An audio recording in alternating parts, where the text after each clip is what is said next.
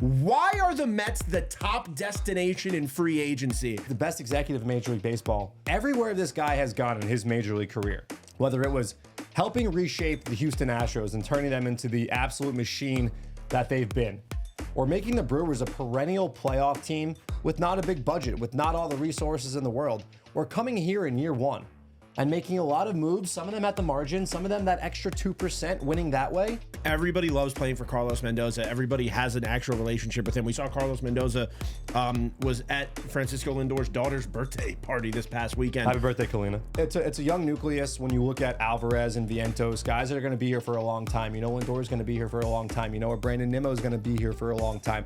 David Peterson's going to be here for a long time. Kodai Senga is going to be here. So while the Mets do have a bunch of openings on the Major League roster, they've got an incredible core, an incredible nucleus, and they've also got the ability where they're not bogged down by bad contracts. There's none of that. Welcome to Meet at the Apple. I'm Vito Calisi. That's Jonathan Barron. You can follow us on Twitter at Vito F. Calisi, at JMB9191. This is Meet at the Apple, available on Apple, Spotify, wherever you get your podcasts. And today the question is, why are the Mets the top destination in free agency? And John and I have come up with about 8 different reasons of why New York City and the New York Mets are the top destination for every free agent out there in 2024.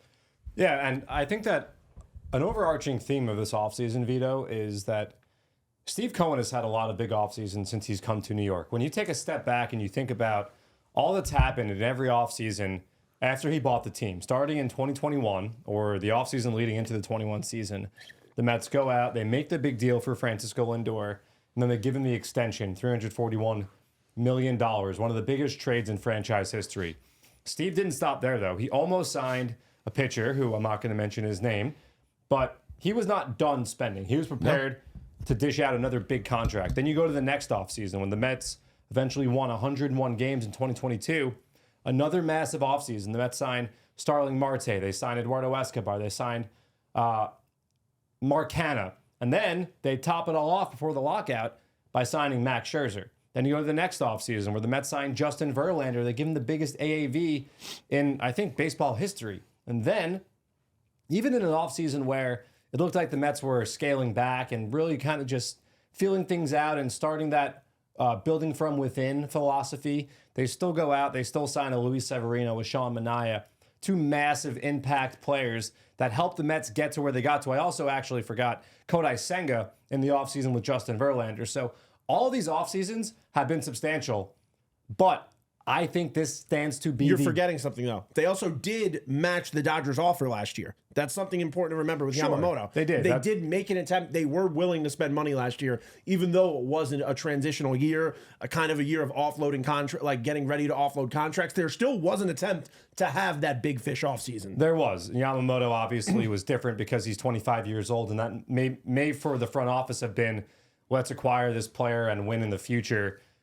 Apparently, it turned out that the Mets were ready to win now. But I think that this offseason, even with all the excitement that we've had, this offseason stands to be the biggest in the Steve Cohen era.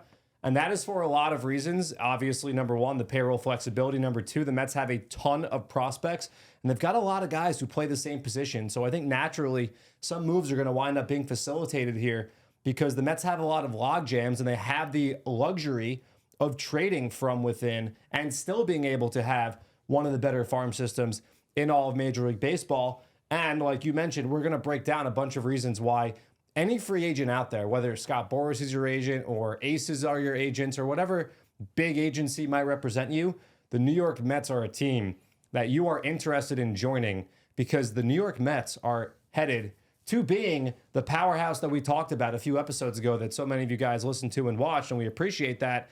And there are a ton of reasons why. And I think number one is the Cohen family and the commitment that the Cohens have to winning. And I know we just kind of outlined a lot of the moves that the Mets have made in the Steve Cohen era. And like you said, he has stopped at nothing to try to go even beyond what he's actually acquired.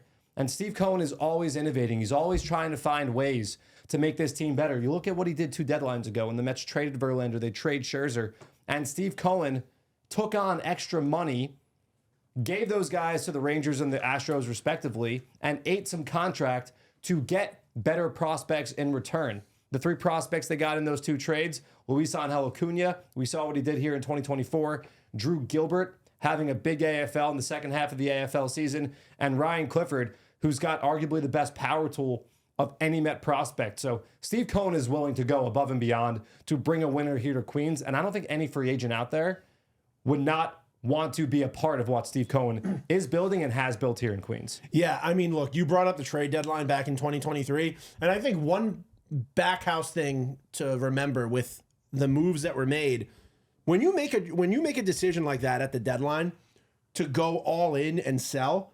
you're sacrificing your following year in many ways. And this is something that's important for fans to know. When you do that at the deadline, think about you, the fan. You have season tickets. When do you start getting those calls about, do you want to renew your tickets? It's around the deadline because that's when playoff pictures are coming into This guy knows, former plan holder. Former plan holder. You know that.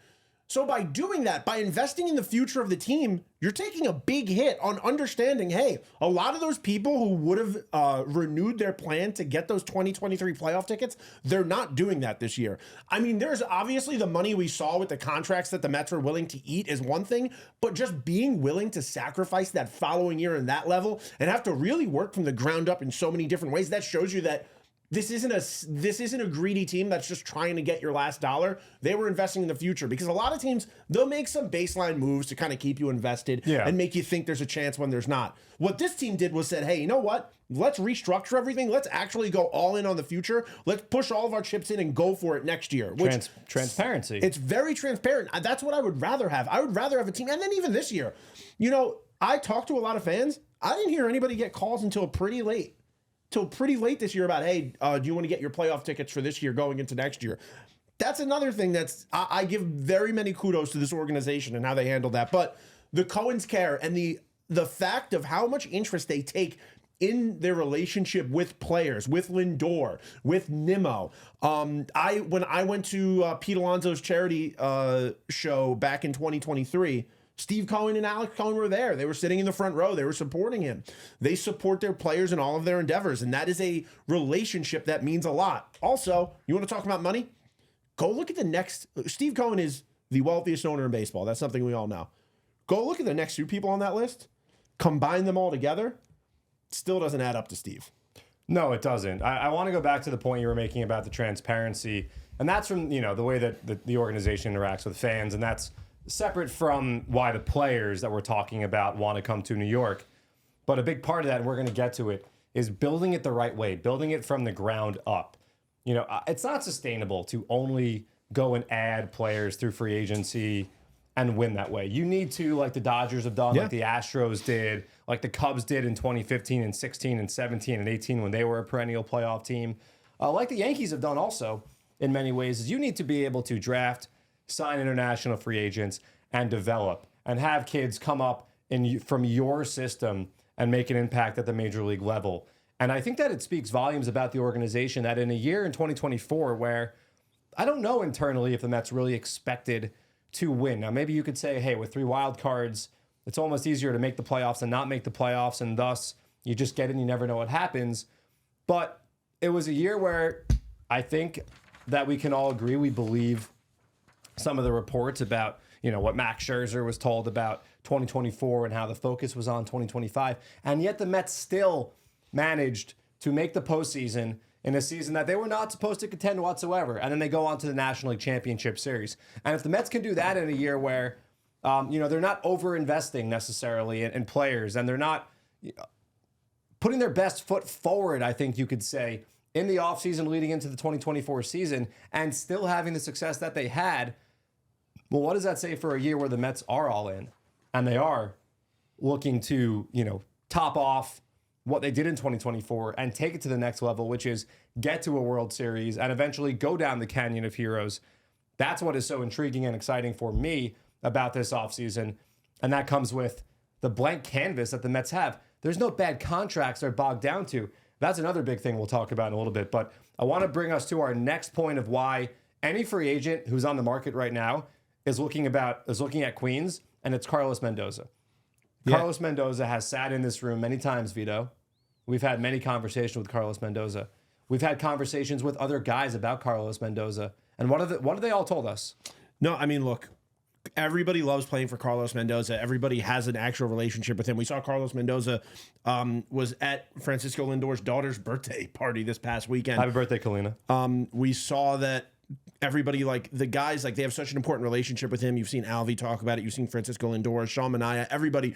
And it's not just Carlos Mendoza. I'd like to take this moment to mention the entire coaching staff real quick. Just the team, the team that's been put together behind the team. Carlos Mendoza, Eric Chavez, Jeremy Hefner. We just added a new pitching coach, stolen from the Yankees, very much like Eric Chavez. This is a place not only players want to come work, it's a place where coaches want to come work. And that does start from Carlos Mendoza down, because Carlos Mendoza showed he's a leader for the future. This team it's been a very long time since we had that manager come in and we really saw this is going to be the guy that's here for years to come.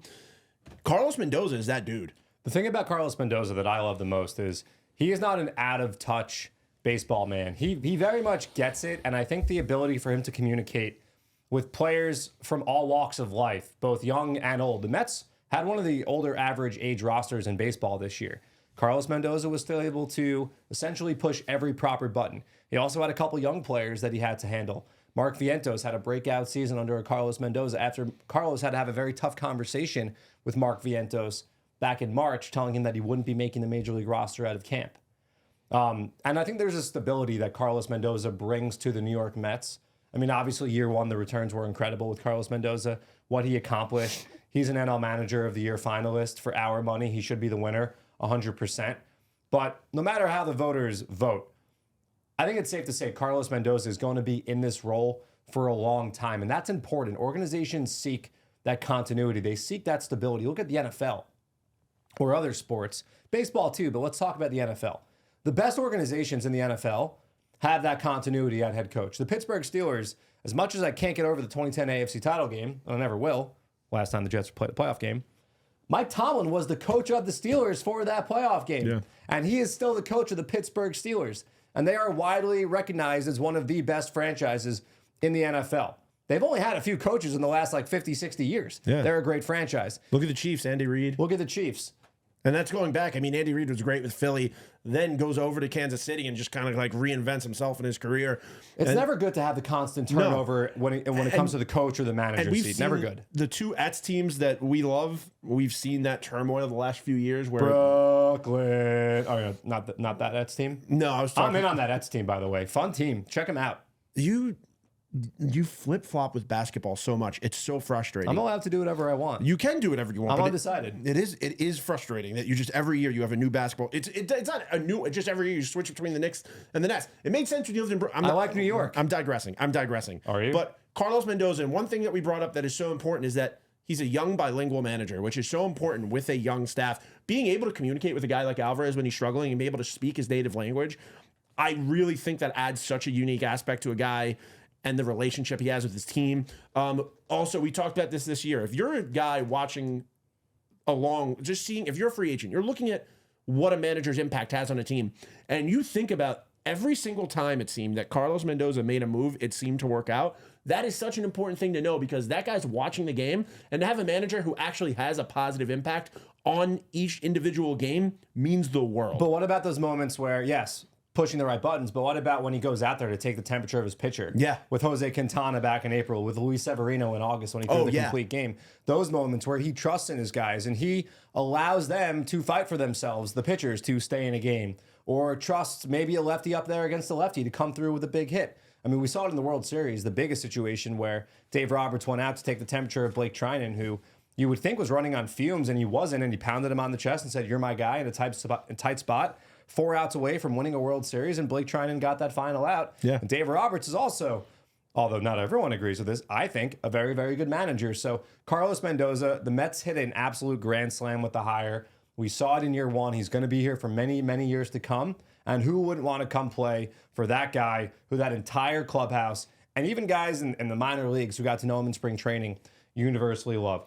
Let's move on to the guy that brought Carlos Mendoza to Queens, and that is the best executive in Major League Baseball, David Stearns, who, look, he's got all the resources in the world, and he might not have had that in Milwaukee when he was running the show there as the Pobo with the Brewers, but everywhere this guy has gone in his Major League career, whether it was helping reshape the Houston Astros and turning them into the absolute machine that they've been, or making the Brewers a perennial playoff team with not a big budget, with not all the resources in the world, or coming here in year one and making a lot of moves, some of them at the margin, some of them that extra 2%, winning that way.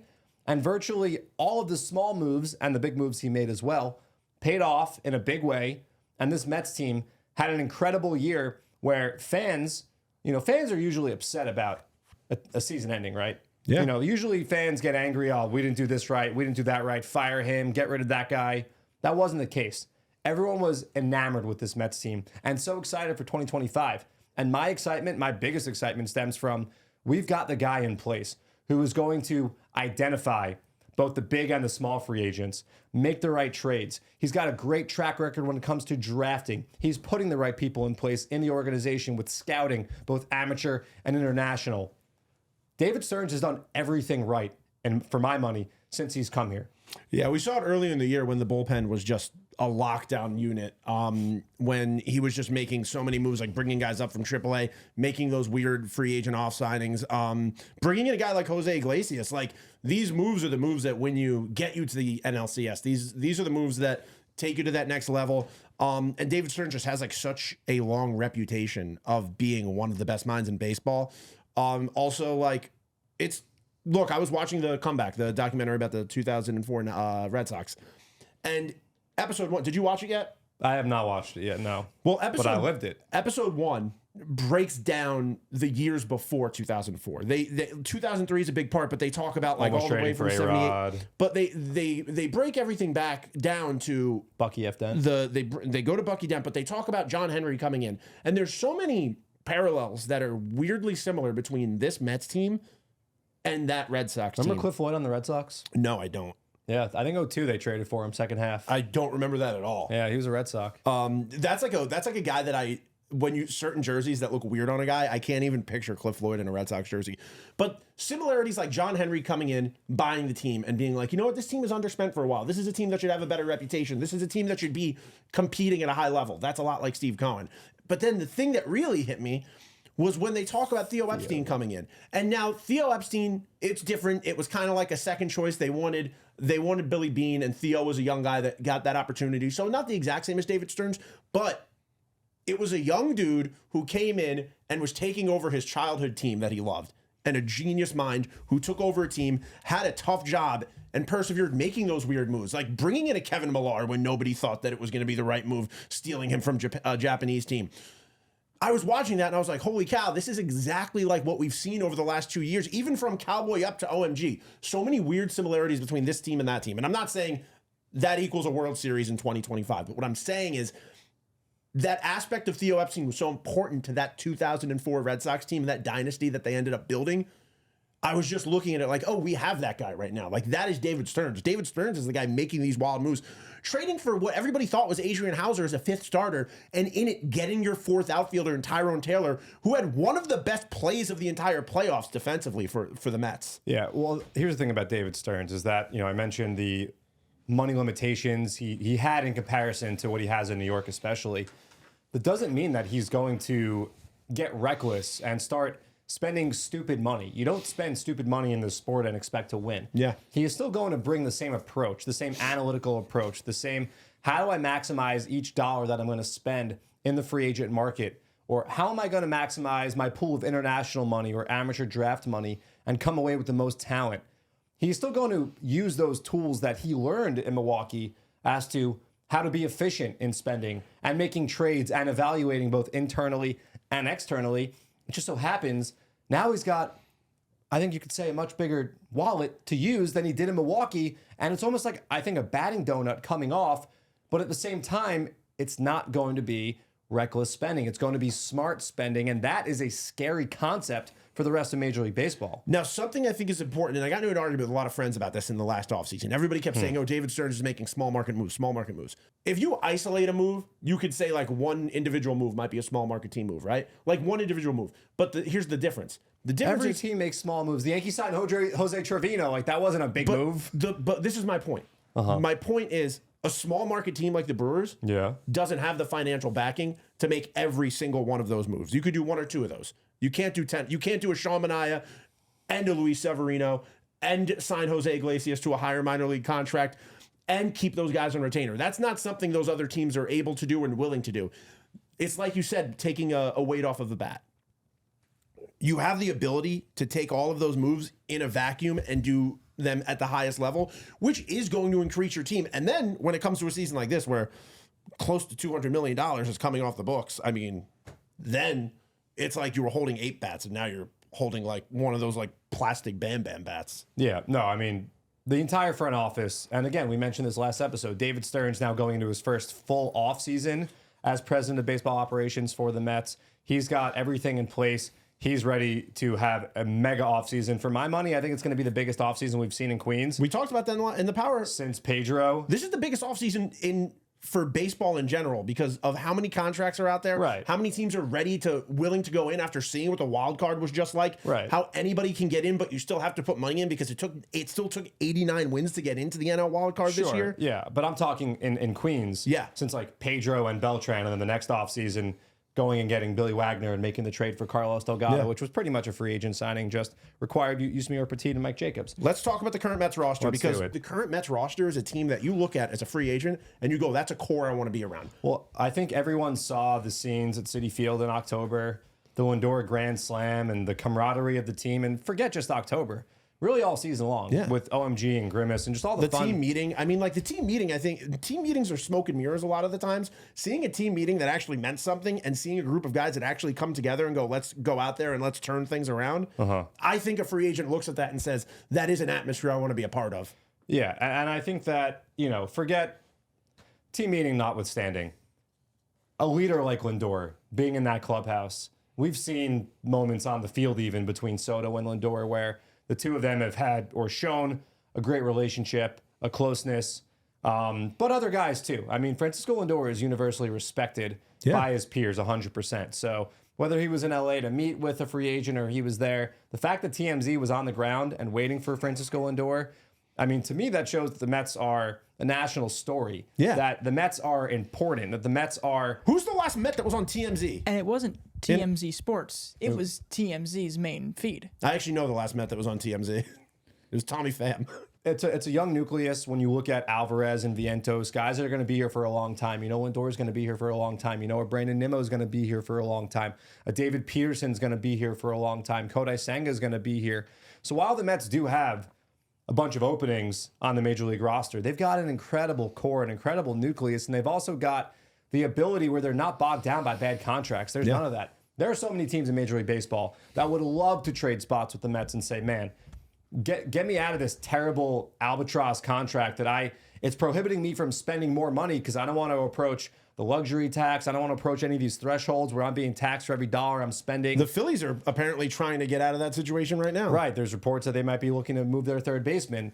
And also, there's a lot of financial despair in Major League Baseball with some RSNs that we don't have to get too into, but the economics of baseball for some franchises are changing, and the Mets are not in one of those situations whatsoever. They're actually on the opposite side of the spectrum where they can take advantage of their position. So a position of power financially, and when it comes to player capital, both in the major leagues and the minor leagues. But the current core of guys on this major league roster that we talk about is incredibly exciting and a great core to build around. Young, controllable. Guys are going to be here. There's not going to be constant turnover year after year. And then you go to the future of the New York Mets, which we talked a little bit about when we started, about the moves the Mets made during the 2023 trade deadline to bolster the minor league system. And the Mets have done a great job by adding to the system each year, whether it's through the draft or IFA signings. The San Diego Padres are an interesting case study where the last 4 or 5 off seasons, the Padres have moved a lot of pieces, especially in the minor leagues, to the point where some people said, what is going on in San Diego? Like they are out of control. But there's a lot of people, a school of thought in the sport that think that prospects cannot be hugged too tightly because you can replenish your system. It's not like you can't replenish your system. You cannot replenish top flight major league talent. That's not easy to find. You can consistently add more young talent to your organization. There are so many avenues to do it. The Padres, they've, over the last 3, 4, 5 years, they've undergone that philosophy and they've had success. And they even took a guy like a Juan Soto, who they made what was not a great trade for when you look at things. You know, they give away Robert Hassel, they give away James Wood, they give away C.J. Abrams. Two of those guys are huge players on this Washington Nationals team that's going to make some noise, I think, in 2025. Then they take Soto and they flip him, and they get a Michael King, and they get a Drew Thorpe, who they then flip to the White Sox, and they get a Dylan Cease. So they've been proof that you can move prospects. So whether the Mets want to hold on to a lot of these guys, move some of them for some major league talent, there's a lot of names on the trade market. We haven't even talked about the trade market yet. How many exciting names there are there and what the Mets might look like in terms of living on that trade market in addition to free agency goes. But the Mets have a ton of intriguing young players that other teams might want a piece of. And they are continuing to add talent as the months and years go by. So for me, the minor league side of things is incredibly enticing if you're a free agent thinking, what's a team I might want to spend the next 5, 6, 7, 8, 9, 10, or even more years with. Yeah, if you don't think free agents don't look at a farm system and try to look at the guys that are going to be coming up, and like, because it's like you said, it's not just the guys you might be playing around, but it's looking at the pieces they have in the system for guys that you can move in a trade. These players are invested in a team just like ownership is. They want to be on a winning team, and it's not just about the next year. You're not just looking at the core that's playing on the field right now. You're looking at what can help you for years to come. And when you could think about guys like Brandon Sprode, who could possibly come up next year, you talk about Jet Williams and Drew Gilbert, who didn't even get their full potential last year because of injuries, who were in fall league. Jet Williams was in the Fall Stars game. I mean, there are so many options right now in the Mets system. Ronnie Mauricio didn't even get to play last year. These aspects of the Mets is what is going to bring a player here. It's what is going to come up around him and that young core that's going to develop around a player. And you said the keyword, development. And we always talk about it on Future of Flushing, how it's not linear. And it doesn't stop once you reach the major leagues. Look at a guy like David Peterson. Look at a guy like Sean Manaea, who comes here and working with Jeremy Hefner and the pitching staff and the lab and all the great minds in the front office who focus solely on pitching. Sean Manaea, I don't want to say an old dog, but not a young dog. Well, he learned a new trick, and that trick made him one of the best pitchers in the National League. So coming here to the Mets and working with the coaching staff and the front office and all the incredible technology and systems that are in place with the Mets, even as a major leaguer, you can come here and get better. And maybe if you don't sign a 10, 15-year contract, you're thinking about your next contract. Yeah. How can I go to the Mets and they make me the best version of myself, and then I make even more money on the free agent market? Sevy pitched career-high innings this year. If you think that players aren't looking at that and thinking, oh, wow, this guy was able to pitch They more kept him healthy. They kept him healthy. That is the most important aspect of being a professional athlete, is staying healthy and getting your work in. Sean Manaea, the most innings he's pitched in years. These are aspects that are going to get you here because you look at that pitching lab, you look at the system, you understand that this is a place to be. Let's move on to our next topic, the Mets fans. This year at Citi Field was the place to be. The other stadium in New York, I didn't see really a single clip out of there until things were crazy and they were doing illegal activities to Mookie Betts. And that even seemed like it was kind of trying to be. It's kind of seemed like that was you were trying There to. was also a little bit of copying going on, you know. That's what I'm. Oh, I heard about the subway. I heard, and then I saw Tim Healy tweeted it that they were doing the stand clear of the closing doors for pitchers coming out, and then I saw a fan go, you know, hey Tim, they've been doing this the entire playoffs. Like they think that's a flex, buddy. We've been doing that all season, okay? Flattery is the greatest. Imitation is the greatest form of flattery. Even the guy trying to grab the ball, it felt like the fans started trying to turn that into their like rally pimp or their grimace Whatever. or their OMG. Whatever. This isn't about the Yankees. No, but I had to get that out. It's been frustrating me. But I'm happy you did. Mets fans are the best fans in baseball, and this was you brought up before. Yeah. When this the season end of ended, the season. the end of the season, The Mets, reaction. Compare it to after Game 5 of the World Series. Yes, that's what I was about to say. Is you look at the end of the World Series, the Yankees made the World Series. They went to the World Series. Unfortunately, lost in 5 games. Unfortunately for them, not unfortunately for me. They lost in 5 games. Their fans were furious. Their fans were calling for Aaron Boone's job. They were saying this was a disaster. This is one of the worst things that's ever happened to the Yankees. Blah, blah, blah. Should we rebuild? The Mets got eliminated in 6 games in the NLCS. Mets fans turned this into a, wow, what a year this was. How happy we were. We all came together. The amount of goodwill that was done with Mets fans this year, it's not reversible. Fans are more positive than they've ever been in my life as a fan. Yeah. In my life as a fan, I've never seen a season end and everybody be like, that was great. Well, I think what happened was very unique. You know, most of the time when a season comes to an end, there's a postmortem, there's a what went wrong, there's a why did this happen, and there is a what do we have to do to fix it. This 2024 Mets team was extremely lovable, and there was an incredible connection between the team and the fans. And I think a lot of the guys who helped develop that on the field, the Lindors, the Vientoses, who fans fell in love with, the Alvarezes, a lot of those guys are coming back and will be here for many years to come. And I think that's incredibly valuable as a free agent to see, okay, if I go to New York and if I struggle, the Mets specifically, New York, and if I struggle, if I have a bad April, Aaron Judge had a terrible April. Yeah. Am I going to hear boo birds raining down on me because people think that, I'm coming with this expectation if I don't excel it immediately, everyone's going to hate me off the bat? Like, I'm sure as a human being, that's something that you're thinking about.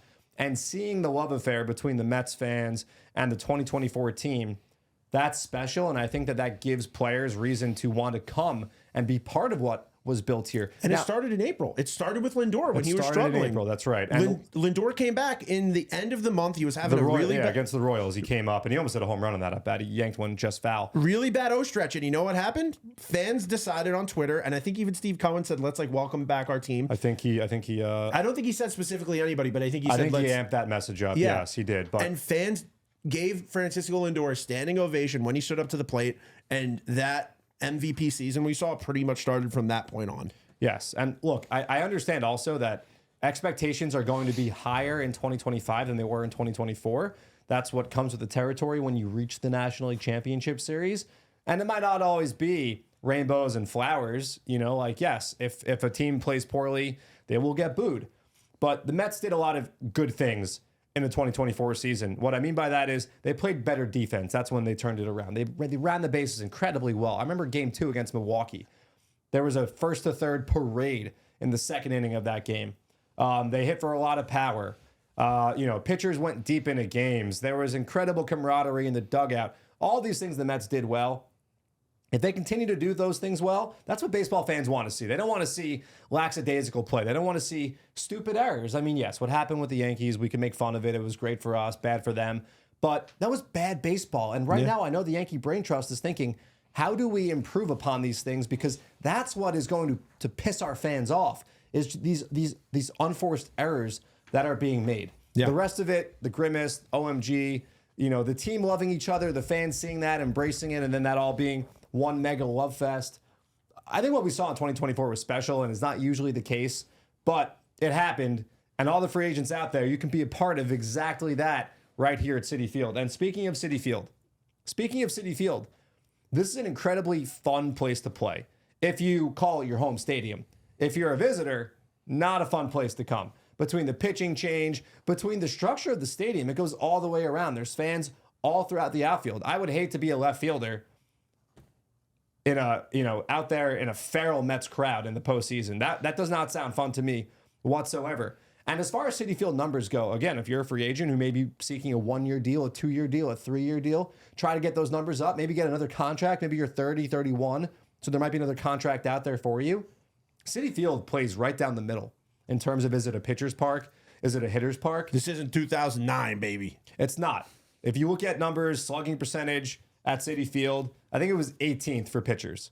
So it's not a place, it's not like Citizens Bank Park or Yankee Stadium where you go. Nate Eovaldi's a guy that the Yankees had. Sonny Gray's another guy the Yankees had. Those guys came to New York. They just couldn't figure it out. The short porch loomed so large.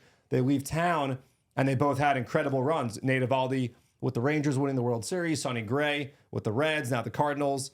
Citi Field is not going to kill you as a pitcher or a hitter. Just another thing to think about for free agents as they make up their minds, as they navigate the market, as teams navigate the markets, and we see some marriages come to be. We saw Travis d'Arnaud sign with the Angels on Tuesday, so things are starting to get going. There's one big free agency out there. Some people think it might not be a drag on the whole winter type of free agency like we saw with Bryce Harper in 2019. But Vito, there are so many reasons, and Hunter, you know too, that this is the place to be if you are a free agent in the year of 2024. Yeah, lots of upgrades to the stadium we've seen in the last year or two. I mean, more upgrades coming. You've seen the lights. That's the atmosphere of a stadium is really important to a player. You would be surprised at how much an in-game experience means to a baseball player. Oh, 100%. These guys know. They notice. They want it. They want it in their home park. They want the energy. They want the rallies. They want those good videos. Like, those are all things that actually matter to a baseball team. We asked Quintana and Peterson right in this room before the team went to LA. How much did that crowd, that feral Citi Field crowd. Feral, I think, is the great word to describe it. How much did it matter? How much did it mean to them? And they said it means a whole heck of a lot. Yeah, and a big part of that is it's New York City. It's New York City. It's the best place to play a sport in all of professional sports. It's the birthplace. New York is the birthplace of baseball. It was born here. The MLB offices are here, and you know what's big here? Marketing. If you want to be a player who wants to outperform their contract, there's no better place to be than here. You know why? You know how many headquarters are over in Midtown? You know how many different companies you could be working with when you're here? And that means something. Billboards, international advertising, an international market, the biggest radio network, the biggest radio platform in all of America is right here. And I know that's like, why are you bringing up radio? I'm just Why telling are you bringing up radio? Because how big of a base you have when you play in New York. TV ratings in New York, some of the biggest in baseball. Everything here is bigger. You want to play on the biggest stage. You want to play in New York City. Also, where do you want to win? I mean, yeah, you're enshrined forever. And especially this franchise. Yeah. You are an absolute legend to the Mets fans, the most loyal fan base in all of sports. Forget just baseball. All of sports. We talked about this the night that the season ended. The special relationship that Mets fans have with this team and what makes Mets fans special. And I think we did a pretty good job encapsulating it in words that night. But yes, if you come to New York as a free agent, that could be one of two places. Do you want to be one of... Look, they've won a lot of World Series. That's just a fact. There aren't any numbers left there. Like, what do you want to wear? 73? You can't even get a single-digit number. That's crazy. Crazy. But do you want to be one of... You're going to be wearing decimals and fractions. Do you want to be one of 27 rosters? Do you want to just be one guy that's amongst many different guys already? Or do you want to be one of three? Do you want to be one of a very rare group of guys who will be forever remembered in New York City? And I mean, it doesn't even end there. You look at this team, getting to the World Series enshrines you. We have players that still come to this ballpark. Daniel Murphy and Matt Harvey got some of the loudest applause I'd ever seen in my life at this stadium, and they just went to a World Series. Imagine winning one. You will be forever remembered. You will be ever enshrined as a Mets legend. As Francisco Lindor says, never have to pay for a meal again in New York City. Well, apparently, I heard somebody say to Jay, like, Ed Kranepool keeps telling these guys that you didn't. Rest in peace, Ed Kranepool. But he was like, Ed Kranepool keeps telling these guys they're never going to pay for meals again, and I don't know how true that is. I mean, I'm sure if the big one happens, that's probably true. But the loyalty that Mets fans have to the organization, to the team, is unwavering. And like you said, the special nature of being a Met fan and why we all still love the Mets. You know, when you grow up in New York, you have two options, and people always say, "Why do you love the Mets?" And I think a very common answer is, because it's easy to root for that team. You know, winning, that's not life. Winning all the time. Although they don't win all the time anymore, but they used to. But you get the point. It's about, you know, going through hardships and sticking with it, because when you do finally reach the top of the mountain, it's that much more special. And I think that right now, with the trajectory the organization's going on, and that all starts at the top with the Cohens and the culture they're building here, making that interlocking blue and orange NY a symbol, not just in the city, not just in the country, but across the world. The New York Mets are on the rise. The New York Mets are here. And all you free agents out there, this is where you want to be. This area is about to change too. I mean, we're looking at the soccer stadium and everything around it going up, which is going up at lightning speeds. Also, the casino project that is still on the table, this is an area that completely be different. And if you're a guy like, say you're a Juan Soto who's going to be signing a long-term deal, you're going to be here for the beginning of that, and you're going to see this whole neighborhood revitalized. You want to talk about the atmosphere around Yankee Stadium? I'm going to say multiply that by 20, because what we're going to have here in the next few years in Queens is going to be crazy. Now, listen, guys, we got to get out of here. Let us know what you want us to talk about this offseason. You can follow us on Twitter. Let us know on Twitter at Vito F. Khaleesi, at JMB9191. Follow this podcast on Apple or Spotify. Please give us some ratings and reviews. It helps a lot. Don't just give the 5-star. Also write a little something. That really goes a long way. We would really appreciate it. Thank you guys for listening. We'll meet you back at the Apple next week.